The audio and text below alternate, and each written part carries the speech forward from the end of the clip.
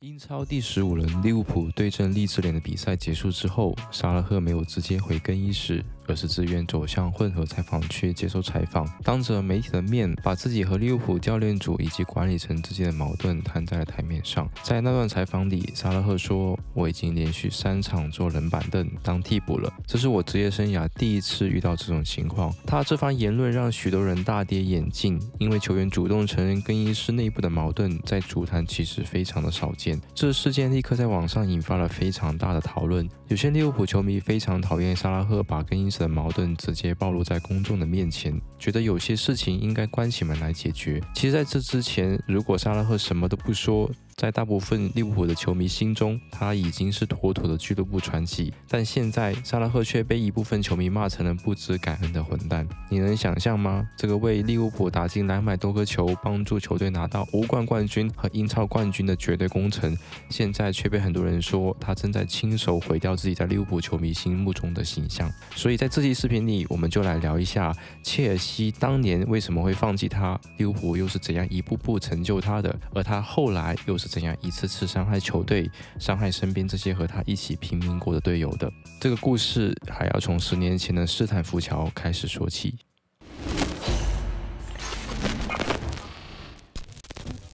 2014年，22歲的沙拉赫以瑞超聯賽冠軍球員的身份第一次登陸了英超，加盟了切爾西。對埃及球迷來說，這是一個非常開心的消息，終於有個埃及球員可以去英超豪門效力了。但沙拉赫來到切爾西之後，很快就發現自己並不是這支球隊的主角。那時候的切爾西進攻線上有阿扎爾，有威廉席爾瓦，主教練穆里尼奧在戰術安排和信任度上更明顯依賴他們，而不是沙拉赫。就算沙拉赫得到上場機會，往往也是在比賽的最後時刻才被換上去，更多只是走個形式。當時的主教練穆里尼奧還在公開場合批評過沙拉赫，說過這樣一句話：有些球員讓我更容易決定誰不會上場。所有人都知道他在說的就是沙拉赫，因為在那場比賽的中場休息時，穆里尼奧已經當着全隊的面把他罵了一頓。沙拉赫其實也想早點離開這裡，但他身上還有合同，只能向俱樂部提出申請，希望把自己租借出去。他已經不想再待在由穆里尼奧帶隊的切爾西了。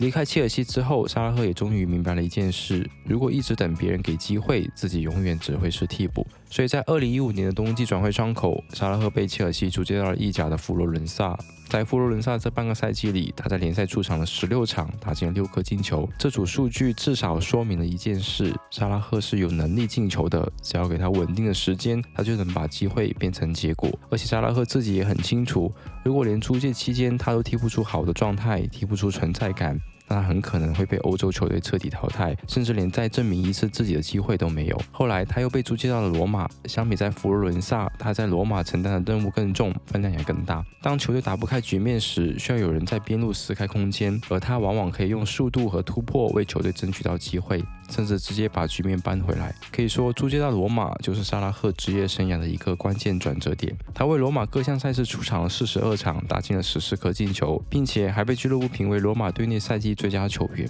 而當初切爾西把沙拉赫租借到羅馬時，羅馬就在合同裡加入了買斷條款。到了15到16賽季結束，羅馬啟動了這項條款，因此沙拉赫以1500萬歐元永久轉會到羅馬。到了16到17賽季，沙拉赫迎來了真正的爆發，他在多場比賽裡打進關鍵進球，幫助球隊拿到勝利。而且在對陣博羅尼亞的比賽裡，他還上演了帽子戲法。整個賽季下來，他在聯賽為羅馬打進了15顆進球，幫助球隊在積分榜上拿到第2名。也正是在羅馬這一段時間的出色表現，讓沙拉赫慢慢意識到了我可以配得上更多。所以當利物浦在新賽季想要將他簽下時，這筆轉會費也順理成章地完成了，一個把他推上了傳奇舞台的開始，同時也埋下了後來一切矛盾的起點。2017年夏天，沙拉赫以4500萬歐元加盟利物浦，但並不是所有利物浦球迷一開始都認為這會是一筆成功的簽約。畢竟他在切爾西的那段經歷，甚至可以用糟糕來形容。出場機會不穩定，存在感也不強，所以外界難免會懷疑他回到英超會不會還是同樣的結局。但當時主教練克洛普的看法很明確，沙拉赫既有英超經歷，也有歐冠的經驗，而且他的意甲表現也足夠出色。更重要的是，他身上也具備克洛普體系最需要的特點：速度、終結能力和技術，再加上價格在當時看起來非常的合理，所以克洛普相信薩拉赫在利物浦會擁有一段完全不一樣的英超生涯，甚至會變成球隊進攻端的最關鍵的那個人。當一位球員被主教練真正信任時，狀態往往會完全不同。薩拉赫在利物浦得到是克洛普的絕對信任，他擁有更多球權，也擁有更高的戰術地位。結果大家都看到了，薩拉赫在利物浦的首個英超賽季，聯賽出場了34場，打進了32顆進球，還有10次助攻。他的名氣也因為這些表現迅速提升，直接從切爾西的棄將的標籤裡跳了出來。那個賽季，他當選了17到18賽季的 PFA 年度最佳球員，並且入選了英超賽季最佳陣容。這些都讓質疑聲音一下子安靜了很多。更誇張的是，到現在為止，薩拉赫在利物浦幾乎沒有真正意義上的低迷期，他幾乎每個賽季都能交出2位數的進球數據，多次拿到英超金靴，一個為球隊出場了420場，打進250顆進球，還幫助球隊拿過英超和歐冠冠軍的球員，絕對稱得上利物浦的傳奇。但話說回來，在利物浦這9個賽季裡，薩拉赫過高的球權和進攻端的核心地位，也讓一些微妙的問題慢慢浮出了水面。當一支球隊資源長期集中在一個人身上時，隊友之間的情緒和矛盾就可能日益增加。最出名的例子就是他和馬內之間的故事，這也為後來更衣室的一些裂痕埋下了伏筆。利物浦的三叉戟薩拉赫、菲爾米諾和馬內，他們當然一起進球，一起捧杯，但他們之間始終不是兄弟情，更多的時候也是種競爭關係。畢竟身為前鋒，進球就是他們最直接也最重要的任務。而當3個人都處在巔峰時，球權、射門權、數據和榮譽，天然就會讓這種競爭變得更敏感。薩拉赫和馬內的矛盾在2019年8月利物浦對陣伯恩利比賽裡，算是第一次在鏡頭面前真正的暴露出來。比賽下半場，利物浦獲得一次反擊機會，薩拉赫帶球一路突破到禁區，此時馬內已經衝到門前6碼的位置，而且幾乎無人盯防，是一個非常好的傳球機會。但薩拉赫沒有選擇橫傳，而是選擇自己起腳射門，結果球被對方門將撲出。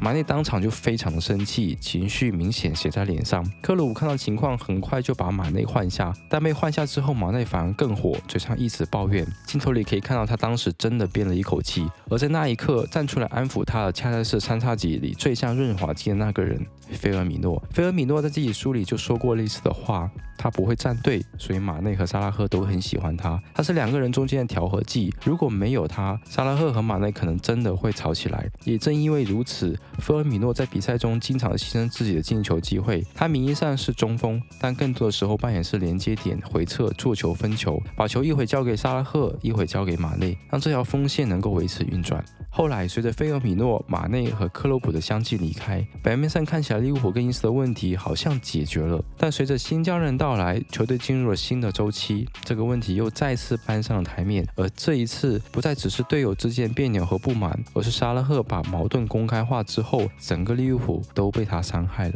斯洛特上任的第1個賽季幾乎可以說是完美的開局。24到25賽季，斯洛特帶隊以81分的聯賽積分拿到了英超冠軍。薩拉赫在那一年也發揮出色，整體表現和往年沒有什麼明顯的不同，依舊是球隊最穩定、最可靠的那個人。但從25到26賽季開始，斯洛特和薩拉赫的關係明顯發生了變化。夏季窗口，斯洛特一口氣買了埃吉蒂克、伊薩克和威爾茨，這3位球員總會費加起來就花了3億歐元。他很明顯是在嘗試打造一條新的利物浦進攻線，也開始不斷的試驗新的戰術和鋒線搭配，不再圍繞着薩拉赫去安排進攻體系，而是要把進攻資源重新分配。可惜的是，在我自己看來，斯洛特可能多少被上賽季的奪冠沖昏了頭腦。他以為只要買來頂級的前鋒和中場，就能複製上賽季的成功，但他卻忘了，上賽季利物浦奪冠的背景裡，除了自身穩定發揮之外，有一部分外在因素，比如曼城的崩盤，其他英超豪門的低迷。這些客觀情況確實給了利物浦一個更好的奪冠窗口，更何況81分奪得英超冠軍，放在往年利物浦來說並不算高，甚至可以說近年來奪冠門檻裡偏低的那一種。也正因如此，我會認為斯洛特那次奪冠多少帶着一點運氣成分。新賽季到現在，聯賽踢了15輪。利物浦只拿了23分，排名第10。在這種成績的壓力下，斯洛特開始動刀，而需要被調整的恰恰是薩拉赫。他被放到了替補席，連續3場只能當替補，這讓薩拉赫終於忍受不了了。你想想看，作為上賽季為球隊貢獻最多的人之一，居然在衛冕賽季變成了需要被調整的人，這種落差不是每個傳奇都可以吞下去的。於是，在利物浦3-3戰平利茲聯的賽後混合採訪區，薩拉赫主動走了進去，然後說出了那句話：“我覺得自己被俱樂部推到前面來背鍋。”他甚至直言自己和斯洛特關係已經破裂，還提到夏天有人給他過承諾，但現在現實卻完全相反。也就是說，他不只是抱怨替補，他是在告訴所有人，這已經不是單純的戰術問題，